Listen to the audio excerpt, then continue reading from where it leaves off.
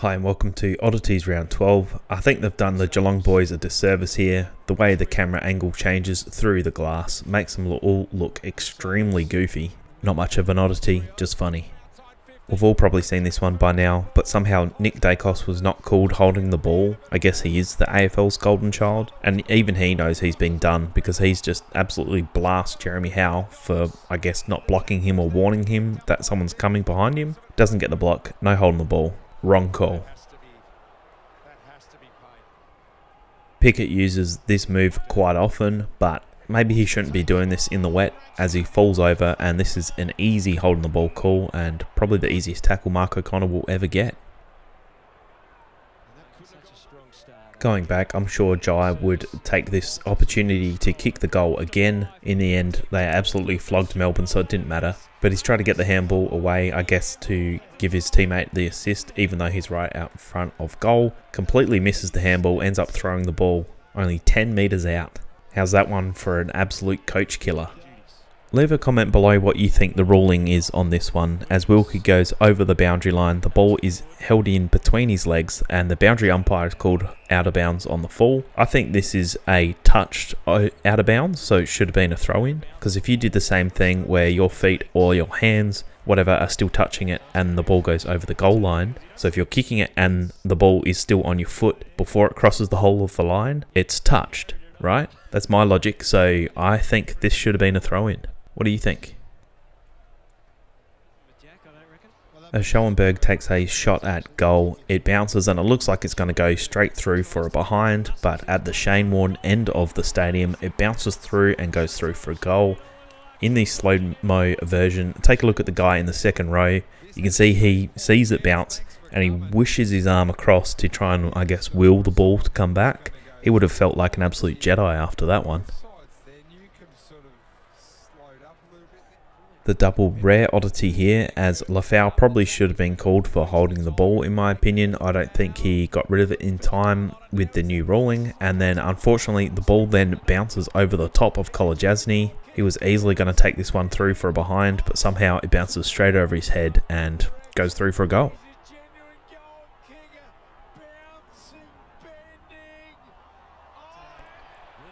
Glad to see that we're still allowed to have these big hits like this in the game. They are completely legal, so we can't get rid of any sort of bumps or big tackles like this. They have to stay in the game, but what a wicked tackle this was. The new ruling of the holding the ball, I don't mind this. I think Impey has very briefly tried to fend off Burgess in this tackle and Burgess holds on to the tackle, so holding the ball is called. I'm totally fine with this one. I want to see this one paid constantly. This one though on Mitchell I think is extremely unlucky. He gets the ball and he's tackled almost immediately, yet the umpire calls holding the ball. I don't know what the umpire wants him to do there, just not take control of the ball at all. I think that's a bad call.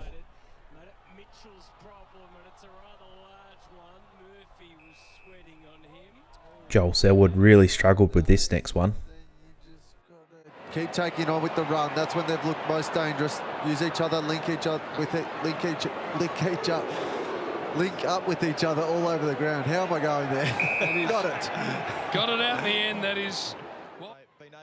Langdon takes a mark on the centre half wing, and as he goes to play on, he runs clearly out of bounds, and then the umpire calls it's out of bounds. I have no idea what he was thinking or trying to achieve here. Adam Sard's a contender for point of the year for this double soccer effort. As Close kicks the ball inside the forward 50, Neil marks the ball inside the forward 50 and he decides if he's going to handball it or kick for the goal. He ends up going for goal, he kicks the goal, but have a look at Noah Bolter's defense. He knew there was nothing he could do, but pretty funny. The Bombers had so many chances to beat Gold Coast and it almost seemed like they were just playing around at one point. In the fourth quarter here with only 8 minutes left to go, they're passing the ball around and no one seems to be willing to take the shot at goal. In the end they do kick the goal, but somebody's got to take the responsibility. Jack Varney gets the ball and he knows he's probably going to go out of bounds or get pushed out of bounds. He tries to handball into the feet of Banfield. I thought this was quite clever. It didn't actually come off, but as you can see, he's purposely tried to handball the ball downwards towards Banfield's feet. But yeah, If it came off, it would have been awesome. The umpire somehow called this a legal kick. As you can see, Treloar has kicked the ball, and by the time it's marked, he's basically in the same contest. How's this 15-metre kick? Jason Horne-Francis receives the ball and tries to kick it forward, and poor old De Koning cops a ball straight to the face. The good old Falcon. This one was a little bit hard to see, but as the ball's cleared from the Gold Coast defensive 50, Matt Guelphy has lost track of the ball. He just puts his arm up, but it actually bounces off the top of his head. How's that for a Falcon? How's this kick from Hardwick? He's lining up for goal. He's trying to kick it across the body, but somehow he kicks it almost straight up in the air. Well, it does make the distance almost, but even the cameraman has to zoom all the way out to capture the ball. I found the new ruling of the holding the ball interpretation to be really inconsistent this week. I'm sure they'll work on that over the week, but this one from Butts clearly should have been a holding the ball for me. I don't know if he got a toe to it or not, but I don't think it's enough for the umpire not to call holding the ball here. I guess we're kind of just making up awards at this point, but how's this throw from Jake Stringer? Could have almost been a goal assist of the year? A legal goal assist of the year, I guess. He's clearly thrown this. How's the umpire not paid that?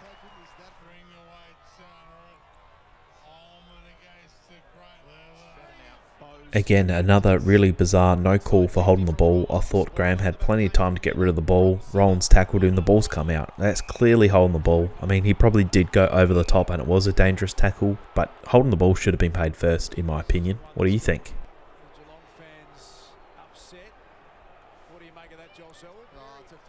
It was an absolutely awesome goal, and the commentators were pretty hyped about it, but I don't think this goal got the recognition it deserved. You can see Josh Dacos is running outside the 50, running towards the boundary line, and to kick this 50 metres on the right foot is really hard to do. I felt like there should have been a little bit more hype for this goal, because it is really hard to do.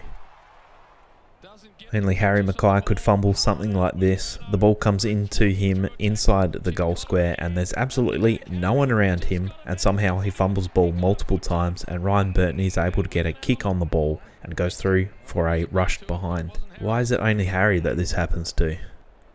When Finlayson's on, he's on. Sometimes he just goes missing in games, but he receives this ball here inside the pocket and a check side kick goes through for a goal. This is an extremely hard kick, but unfortunately, too little, too late. I haven't seen it yet, but it wouldn't surprise me if Marlon Pickett cops a fine for flipping off the crowd. Mitch Georgiades is out and running on the wing, looking for someone to kick it to inside the forward 50. When the slippery conditions got the better of him, he slips over and he just sits on the boundary line. He's not quite out yet, but he just waits till Kemp touches him, takes the ball over. I just thought that was a little bit funny. The umpire balls this one up and De Koning misses it. Soldo doesn't even go up and it just bounces straight off his face in true Ruckman style. As the Suns are running towards their goal, they handball it around and Ben King gets the ball. As you can see, he takes a fake right step to make the defenders go right, which opens up his left and he kicks the goal. I thought the step was very nicely done from the big man. Tracy kicks the ball inside the forward 50 and Jai Amos goes up for a massive grab, but do you think he actually marked it? Watching the replay, I think the umpire was convinced he marked it, but he barely had control of it. Watching it live, I too thought it was a mark. A good hang. Maybe the umpire's blindsided. It probably wasn't held all the way to ground, but he's kicked a little left foot snap early on. Happy to back myself in. I thought this was quite funny because you can hear Matt Stevic, the umpire, is very angry at both these Port players. As Soldo's lining up for goal, he tries to handball it off to Burton, but because he's already lined up for goal and he's started his motion, he can't pass it off. It can only be a kick as far as I'm aware. Please correct me if I'm wrong. But you can just hear Matt Stevic yell at him saying, "Get back!" and not take your kick, because he's just so mad. Like, he's just saying, "Hurry up, I'm sick of this, just go." Anyway, I thought that was quite funny. And that's it for this week. Thank you very much for watching. We only had 7 games, and please let me know in the comments below if I missed anything. I try to capture everything that I see in these videos. I do watch a huge amount of footy, so for that effort, please do leave a like and subscribe if you're new, and leave a comment below with the word Vegas. Thanks for watching. See you in the next video.